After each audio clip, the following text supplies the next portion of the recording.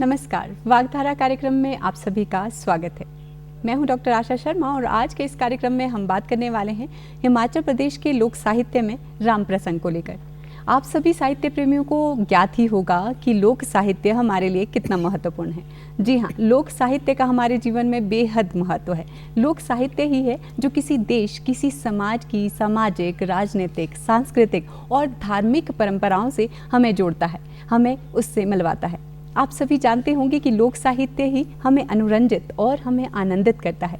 एक पीढ़ी एक धरोहर के रूप में दूसरी पीढ़ी को, एक समुदाय दूसरे समुदाय को लोक साहित्य को अर्पित करते हैं। अतीत से वर्तमान का संबंध लोक साहित्य जोड़ता है। ये लोक साहित्य, लोक गाथाएं, लोकगीत ही हैं जो हमें अपने देश, अपने प्रदेश पर गौरव करना सिखाती हैं।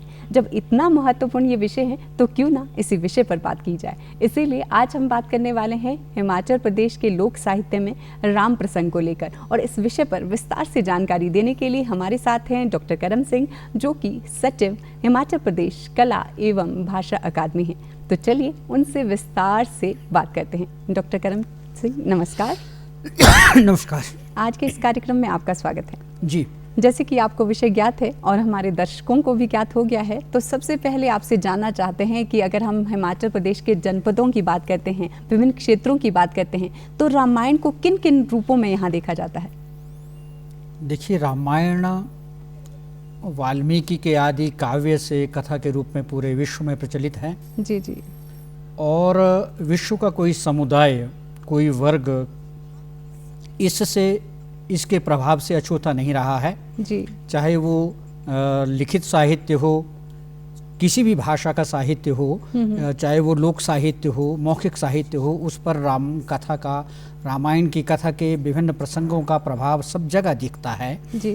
और हिमाचल प्रदेश की अगर हम बात करें तो आदि काव्य वाल्मीकि से लेकर के रामचरितमानस की संरचना को हम गोस्वामी तुलसीदास जी के काल से लेकर के विभिन्न भाषाओं में, विभिन्न जनपदों में जो कथा निरंतर यात्राशील रही, गतिशील रही जी, वो हिमाचल के लोक जीवन में भी बहुत गहरी तरह से रची बसी है।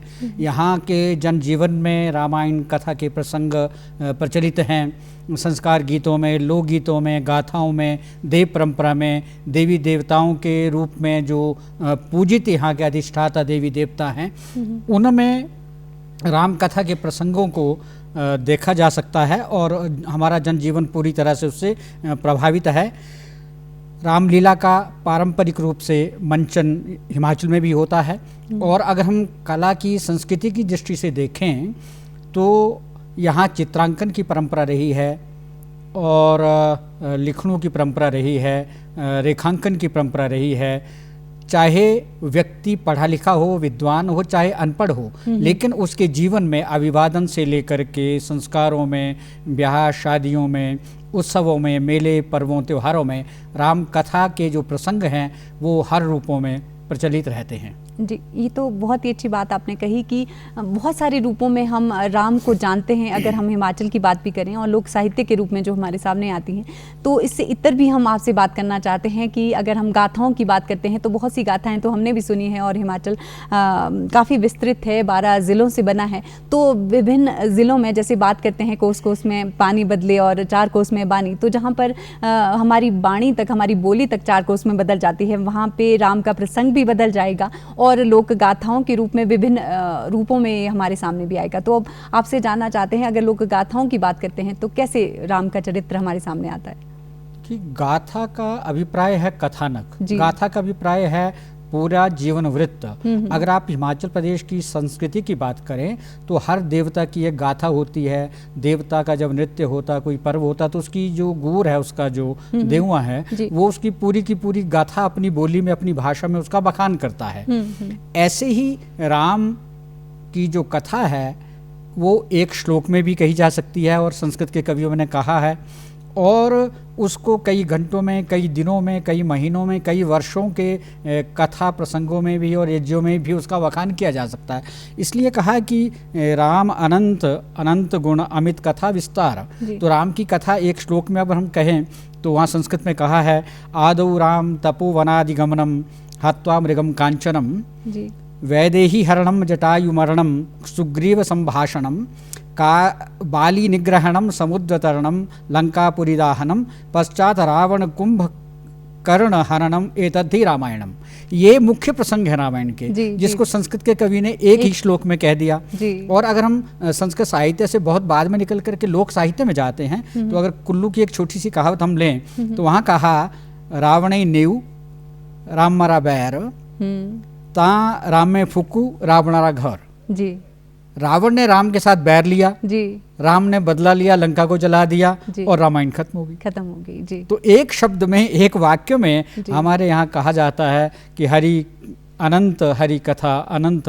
तो भगवान राम जो है वो मर्यादा पुरुषोत्तम राम हैं, विष्णु के अवतार हैं, तो उनकी कथा जो है वो अनंत है। और हमारी, आपने जैसे कहा, लोक गाथाओं में, तो लोक गाथाओं में जो मौखिक हमारा इतिहास है, परंपरा है, जो संस्कृति का एक निरंतर गतिशीलता रहती है, उसमें हम देखें तो हिमाचल प्रदेश का कोई जिला, कोई जनपद, कोई भाषा, कोई बोली ऐसी नहीं है जिसमें वो कथा न हो जी। तो लोक गाथाओं में रामायण के विभिन्न रूप, किन्नौर है, लाहौल स्पीति है, चाहे वहाँ पर आपका तिब्बती संस्कृति का प्रभाव है, लेकिन राम की संस्कृति जो है, राम की जो कथा है, वो उनको भी पूरी तरह से प्रभावित करती है। और बाकी शिमला, कांगड़ा, सोलन, चंबा जनपद की, आप मंडी की, ऊना की बात करें तो सारे के सारे जनपदों में राम का ये सब आपको प्रभाव देखने को मिलता है। राम की बचपन से लेकर के, जो जन्म से लेकर के कथाएं हैं, आप देखते हैं जैसे बधाई गीत गाए जाते हैं, सोहर गाए जाते हैं, ये बहुत सारी चीज़ों में राम के प्रसंग हैं है ना। जैसे वहाँ कहा जाता है, हिंदी गीतों में, हम शास्त्रीय गीतों में देखते हैं, ठुमक चलत रामचंद्र बाजित पैजनिया। ऐसे राम कथा के, राम के बचपन के बहुत सारे प्रसंग हमारे गीतों में, हमारे संस्कारों में भरे पड़े हैं और आज भी परंपरा में उनका गायन होता है। हमारे तो अभिवादन में राम राम जी कहा जाता है, जय राम जी कहा जाता है, बात बात में राम की कसम दी जाती है किसी से सत्य उगलवाना है तो। इसलिए राम का जो चरित्र है, या रामायण के बहुत सारे चरित्रों का, आप सीता जी की बात करें, लक्ष्मण की बात करें, हनुमान की बात करें, या और भी जो चरित्र हैं, भरत का त्याग है, दशरथ है, महारानियां हैं, माता है, सभी को आप अलग अलग रूपों में ले सकते हैं। इसलिए उनको मर्यादा पुरुषोत्तम कहा गया है। तो अगर हिमाचल में आप गाथाओं की बात करें तो सिरमौर जनपद में बहुत सारी ऐसी गाथाएं हैं, हारुल हैं, लोक नाट्यों में, बरलाज में, और जो इस क्षेत्र में महासू में गाया जाता है, आपका ठामुरू है, बरलाज है, करसोग के एरिए में, निर्मंड में छाड़ी रामायण है। बहुत सारी परंपराएं राम की अलग अलग हैं, जिसमें स्वांग हैं, प्रश्न हैं, उत्तर है, अध्यात्म है, और सामाजिक व्यवस्थाएं जो है उस पर भी विभिन्न स्वांगों के या विभिन्न जो उनके संवाद रहते हैं उसमें तंज कसा जाता है, उसमें बहुत सारी व्यवस्थाओं पर चोट कही जाती है। और वो जो रामायण का प्रभाव है वो आज तक निरंतर हमारी गाथाओं में, हमारे गीतों में, हमारे जनजीवन में चलता आ रहा है। तो जैसे हमने ठामरू की बात की है तो उसमें बहुत सारे प्रसंग हैं, दोहा है, चौपाई है, फिर गीत है। और देखिए, इस लोक गीतों की और गाथाओं की जो हमारी एक बहुत बड़ी विशेषता है, जैसे प्रसंग बदलता है, कथा बदलती है, तो गाने वाले के हाव भाव बदल जाते हैं, नित्य ताल, उस पर नाचना, वो सब कुछ बदल जाता है। जैसा रस है, अगर आप करुण रस की बात करते हैं तो आपको रोने का भाव दिखेगा, संवेदना दिखेगी, भावनाएं बदलेंगी। अगर आपको वीर राष्ट्र युद्ध की कहीं बात दिखेगी तो उसमें धनुष की आपको टंकार दिखेगी। तो इस तरह के बहुत सारे वर्णन हैं। और राम की कथा का जो पूरा का पूरा प्रसंग है वो आज भी, जैसे आज इस क्षेत्र में गाया जाता है, पूरी रात भर जो नृत्य और गायन वाले दल हैं वो उसको गाते हैं और वो परंपरा से गाते हैं। और एक जो सबसे बड़ी बात है जो दुनिया में कहीं आपको नहीं मिलती है, कि जब रामलीला का मंचन होता है तो जो उसके पात्र हैं वो राम के जीवन के चरित्र की तरह जीवन भी बिताते हैं। उतने दिन घर में नहीं रहेंगे, भूमि पर सोएंगे, सात्विक अन्न खाएंगे और व्रत में रहेंगे, फलाहार करेंगे। तो उनके ऊपर बिल्कुल वैसा ही असर, वैसा ही प्रभाव भी पड़ता जाता है। जीवन में उस तरह की सात्विकता भी आ जाती है। और हमने ये देखा है, जैसे दूरदर्शन वगैरह पे भी रामायण आई तो एक प्रसंग हम पढ़ रहे थे कहीं, कि वो जब रामायण का शूटिंग खत्म हो गई तो उसके जो पात्र थे जी अलग अलग वर्गों के लोग थे, अलग अलग संस्कृति को मानने वाले भारत के विभिन्न भागों के लोग थे। जी। लेकिन वो उस पात्रों को खेलते खेलते इतने उसमें रच बस गए थे। जी राम को आज भी लोग रास्ते चलते हुए जी। साष्टांग प्रणाम करते हैं। जी। लक्ष्मण में वो उनको आत्मीयता, वो भ्रातृत्व दिखता है। सीता, जिसने सीता का रोल किया है, उसकी आज भी लोग पूजा करते हैं। जी, तो उनके लिए वो आप मान उससे सम्मान देते ये हैं। समझ सकती हैं जी। कि राम तब भी प्रासंगिक थे, तब भी पूजित थे, आदर्श थे, जी। आज भी हैं। जी। और उनको जिंदा रखने में जो हमारा, जिसको हम लोक कहते हैं, जो साहित्य। लोक है, जी, जो लोक। हमारा लोक समाज है, जी। उन्होंने उसको जिंदा रखा है जी। चित्रों के माध्यम से, पेंटिंग के माध्यम से, रेखांकन के माध्यम से, गीतों में, गाथाओं में और संस्कार गीतों में। तो बहुत कुछ राम की कथा भरी पड़ी है। और राम का जो आदर्श है वो आज भी हम उसके लिए कसम खाते हैं। किसी महिला के लिए हम उसकी तुलना सीता से करना चाहते हैं, उसके चरित्र को लेकर जी, के, उसके जी, जी। व्यवहार को लेकर के। जी। भाइयों की तुलना हम भरत और लक्ष्मण के साथ करना जी, चाहते जी, हैं। जी। और यही कारण है कि रामायण को लगभग 9 लाख वर्ष बीतने के बाद भी उसी प्रसंग में हम उसको पूज रहे हैं। जी। और आज भी वो पूजित है जी। और हम सबके आदर्श बने हुए हैं। जी डॉक्टर साहब, बहुत ही अच्छा और बहुत ही विस्तार से आपने बताया कि किस तरह से लोक गाथाओं से नहीं बल्कि लोक समाज से हम सब कुछ सीखते हैं। आपसे जानकर हमें बहुत ही रुचिकर ये विषय लगा। हालांकि ये सारी चीज़ें हमारे आसपास ही घटती हैं, तो सारी चीज़ें यूँ लगा मानो हमारे सामने घट रही हों दोबारा जब भी हम इस बारे में बात करते हैं। अब बात करना चाहते हैं लोक संगीत की, कि लोक संगीतों की भी अपनी एक ये अलग से विधा है और ये भी पीढ़ी दर पीढ़ी आगे अपना रूप बदलती रहती है। तो किस तरह से रामायण लोक संगीतों के जरिए आगे आ रही है, किस तरह से आने वाली पीढ़ी को इसके माध्यम से उनका लक्ष्य, उनका उद्देश्य मिल पा रहा है? देखिए, संगीत की मुख्य रूप से 3 विधाएं मानी जाती हैं, नृत्य, गायन, वादन। जी। और अगर हम हिमाचल प्रदेश की लोक संस्कृति की, लोक संगीत की बात करें, लोक साहित्य की बात करें, जी। तो नृत्य, गीत और वादन, इनमें राम हर जगह, रामायण हर जगह, राम के प्रसंग हर जगह हैं। जी। और यहाँ तो आप लोकनाट्य की अगर बात करें तो कुल्लू में लोकनाट्य में जैसे स्वांग होते हैं, प्रश्न उत्तर होते हैं, है ना। तो वहाँ एक पात्र दूसरे पात्र से कहता है, कौखे तेरी जन्मभूमि, कौखे तेरा बासा, तो दिहाड़ी तो लुप्त रैन दी राती दसदी तमाशा। तो फिर उसके उत्तर में वो दूसरा कहता है कि लंकापुरी जन्मभूमि, छल माया तमाशा। मतलब जो लंका का वो वर्णन कर रहा है कि लंका के जो लोग हैं उनका प्रवृत्ति कैसी है। तो वो कहते हैं कि दिन को तो वो आराम से बैठते हैं, लेकिन रात को जो उनका छल कपट और राक्षसी माया है वो शुरू होती है। लेकिन उसके विपरीत जो राम है उनका जो चरित्र है वो बिल्कुल मर्यादाओं में बंधा हुआ है। वो रात दिन किसी भी अवस्था में, सुख में, दुख में, हर तरह की स्थिति में एक जैसे रहते हैं। तो ऐसे जो नाटकों के माध्यम से, लोक नाट्यों के माध्यम से इस तरह की शिक्षाएं दी जाती हैं। और हमारे यहाँ तो कहा जाता है कि घर का भेदी लंका ढाई, है ना। और लंकेरी बछड़ी, मतलब कोई बहुत चालाक आदमी है तो उसको कहा जाता है लंकेरी बछड़ी। मतलब जैसा लंका के राक्षसों का चरित्र था, छल कपट वाला, उस तरह का आदमी है। तो हमारे यहाँ तो भगवान को, राम को आदर्श माना गया और लोगों ने उसको जीवन में इतना अपना लिया कि उस पर कहावतें बन गई, लोकोक्तियां बन गई, उसको उस तरह से अपनाया जाता है। तो इस तरह की बहुत सारी चीज़ें हमारे साहित्य में, लोक में प्रचलित हैं। जी, ये तो बात होगी लोक नाट्य की, या हमारे पूरे समाज में किस तरह से राम का प्रसंग आता है। जैसे आपसे बात करते करते ही आपने बहुत सारी बातें ऐसी कही कि चित्रांकन के माध्यम से, रेखाओं, कलाओं के माध्यम से भी जो राम है वो आज तक जीवंत है और हमेशा ही रहेंगे भी, क्योंकि इतने लाखों वर्षों से हमारे बीच में ये प्रासंगिक बने हुए हैं। और राम के चरित्र से हमें सीख लेने की, पूरी रामायण से हमें सीख लेने के लिए प्रेरित किया जाता है। तो जानना चाहते हैं कि कलाओं के माध्यम से और रेखाओं के माध्यम से किस तरह से राम को चरितार्थ किया जाता है। देखिए, हमारे यहाँ जो मूल में लिखित है, चाहे संस्कृत में है चाहे किसी भी भाषा में है, लिखने वाला साहित्यकार उसको लिखता है और जो कवि है उस पर कविता रचता है, कथाकार उसकी कथा बनाता है और जो चित्रकार है वो उसको उकेरता है, उसका रेखांकन करता है। और ये सभी तरह की परंपरा हमारे पास साहित्य संस्कृति का जो ये संवाद आपस का तालमेल है, ये हमेशा से इस तरह से बना हुआ है।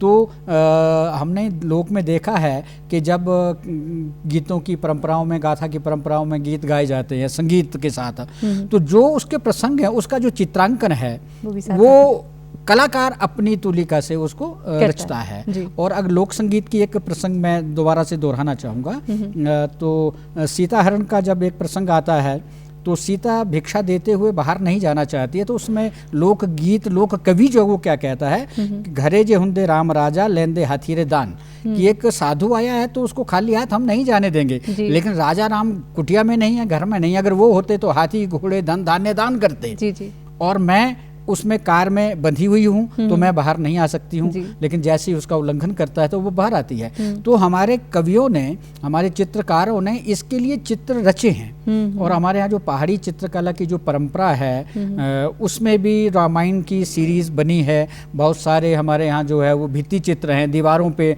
रेखांकन हुआ है राम की चित्रों का, चंबा में, कांगड़ा में, बहुत सारे मंदिरों में, खासकर मंदिरों में इस तरह के चित्र बने हैं ताकि जब लोग वहाँ जाते हैं तो उनके प्रसंगों को भी वो याद करते हैं, वो सारी कथा, वो प्रसंग चित्रों के माध्यम से भी याद आते हैं। तो जो एक कविता, एक कहानी में आप बहुत सोच विचार के बाद या लंबा करने के बाद कहते हैं, वो चित्र एक छोटी सी बात में कह देता है, उसका बखान कर देता है।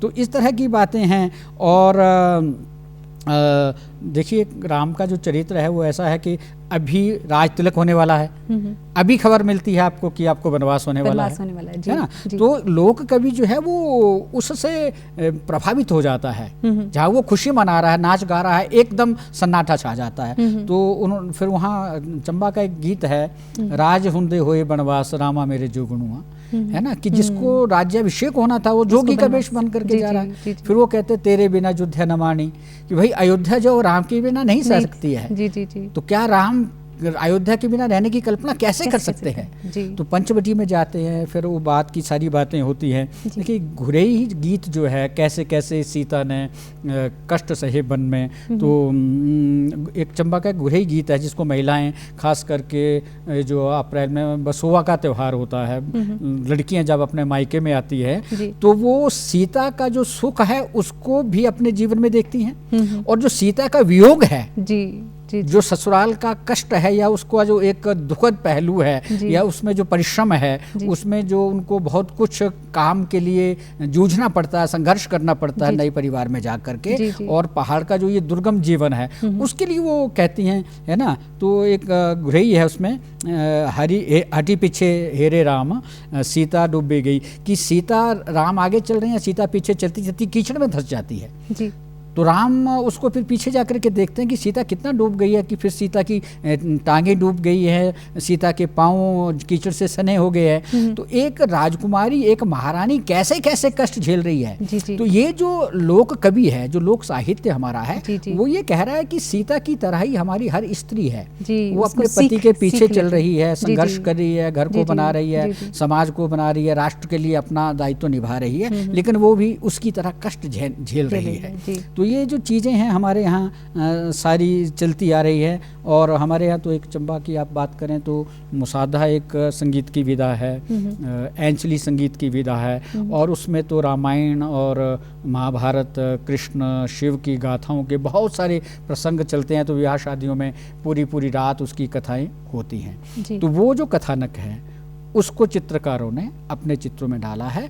और जो हमारी कांगड़ा पेंटिंग है, चंबा स्टाइल है पेंटिंग का, चंबा रुमाल की अगर आप बात करें, है ना, जिसके लिए भी राष्ट्रीय स्तर पर बहुत सारी बातें हुई है, प्रधानमंत्री ने भी इसका जिक्र किया है, चंबा रुमाल, चंबा टोपी किया। तो उसमें जो चंबा रुमाल में कसीदाकारी होती है, जो जिसका टांका एक तरफ दूसरी तरफ एक जैसा सीधा रहता है, वो उल्टा नहीं होता है। तो वो जो कसीदाकारी है उसको सीता के साथ जोड़ा जाता है, कि सीता भी राजमहल में रह करके, वनवास में रहते हुए ये सब अपने हाथ से करती थी, है ना, वो भगवान का रूप बनाती थी, उनकी आकृति बनाती थी, उनकी फ़ोटो बनाती थी। तो ये सारी चीज़ें तब से लेकर अब तक परंपरा में चली आ रही हैं। और वो परंपरा चित्रकला के माध्यम से, मिनिएचर पेंटिंग के माध्यम से, चंबा रुमाल के माध्यम से आज भी जीवित है हिमाचल प्रदेश में, और वो हमारी संस्कृति का एक बहुत मजबूत, बहुत महत्वपूर्ण पक्ष है। जी डॉक्टर साहब, बहुत ही अच्छे से, बहुत ही विस्तार से आप जानकारी दे रहे हैं, और हम अपनी वागधारा के तमाम दर्शकों से यही अनुरोध करते हैं कि साहित्य में अगर आपको रुचि है, अपने देश की संस्कृति और अपने देश के धर्म में अगर आपको रुचि है, अपने देश के इतिहास में अगर आपको रुचि है, तो आप इसको अगर आप जानना चाहते हैं तो लोक साहित्य हमारे पास एक ऐसा माध्यम है जिसके माध्यम से हम ये सारी बातें जान सकते हैं। जैसे कि डॉक्टर करम सिंह हमें यहाँ पर विस्तार से जानकारी दे रहे हैं, और हमें सुनना बहुत ही अच्छा और रुचिकर लग रहा है कि कितनी सारी बातें हैं, कितनी बहुमूल्य चीज़ें हमारे पास हैं जिनके माध्यम से हम ये सारी चीज़ों को जान पाते हैं। आपसे जानना चाहते हैं, देव परंपरा नाम की एक चीज़ है जिसके माध्यम से भी हम चाहे हम राम की बात करें या दूसरे किसी भी ईश्वर की बात करें, तो इसके माध्यम से भी रूप बदलते रहते हैं और हर क्षेत्र में रूप बदलते हैं। तो हम जानना चाहते हैं कि देव परंपरा में कितनी विविधताएं देखने को मिलती है राम प्रसंग को लेकर। देखिए, अगर हिमाचल को देवभूमि कहा जाता है जी, और वेदों की रचना यहाँ हुई, पुराणों की रचना हिमालय क्षेत्र में हुई, और उसके बाद असंख्य ऋषि मुनियों की तपस्थली हिमाचल प्रदेश रहा माना जाता है। जी। और आज भी हिमाचल प्रदेश में बहुत सारे ऋषियों की, ऋषिकाओं की, देवी देवताओं की, चाहे उनका संबंध पुराण से है, रामायण से या महाभारत से है, जी, वो पूजे जाते हैं। जी। उनका पूरी तरह से सम्मान है। जी। देवता भी पूजे जाते हैं, राक्षस भी पूजे जाते हैं। जी, सभी तरह की संस्कृति का जो समन्वय अनूठा हिमाचल में मिलता है। और अगर हम देव परंपरा की बात करें तो हिमाचल प्रदेश में शैविज्म, वैष्णविज्म और सिद्ध, नाथ और शाक्ता, जी, ये परंपराएं निरंतर चलती रही है इतिहास के साथ साथ। जी, जी, और बौद्धिज्म भी यहाँ पनपा है और उसका भरपूर विकास हुआ है। जी। अगर आप इतिहास की दृष्टि से देखें तो डमटाल पठानकोट के पास श्री राम गोपाल मंदिर है, 1640 में वो बना, राजा जगत सिंह ने उसको बनवाया, पारिशाली का मंदिर है। मसरूर मंदिर में लगभग 150 फुट लंबी चट्टान पर मंदिर बने हैं और उसमें भगवान श्री राम का और राम परिवार का उसमें मंदिर है। और ऐसे ही अगर हम कांगड़ा के अन्य स्थानों की बात करें तो राम, लक्ष्मण और सीता के वहाँ मंदिर हमें मिलते हैं। चंबा में तो लक्ष्मी नारायण का मंदिर बहुत प्रसिद्ध है और वो पत्थर से बना हुआ मंदिर, बहुत ऊंचे मंदिर हैं और बहुत पुराने मंदिर हैं। और इसी तरह से हम ये देखते हैं कुल्लू में राजा जगत सिंह के समय में जो रघुनाथ जी का मंदिर बना है, जहां आपका मेला लगता है। अभी बहुत अच्छी जानकारी, बहुत सारी जानकारी आज के इस विषय के संदर्भ में आपने हमें दी, और हम उम्मीद करते हैं कि हमारे तमाम दर्शकों को पसंद आई होगी। आज के इस कार्यक्रम से आप जुड़े, आपका बहुत बहुत धन्यवाद। नमस्कार। वागधारा के तमाम दर्शकों से हम अनुमति लेते हैं इन शब्दों के साथ कि फिर से आपसे मुलाकात होगी किसी अन्य कार्यक्रम में, किसी अन्य विषय के साथ। तब तक के लिए अनुमति दीजिए। नमस्कार। नमस्कार।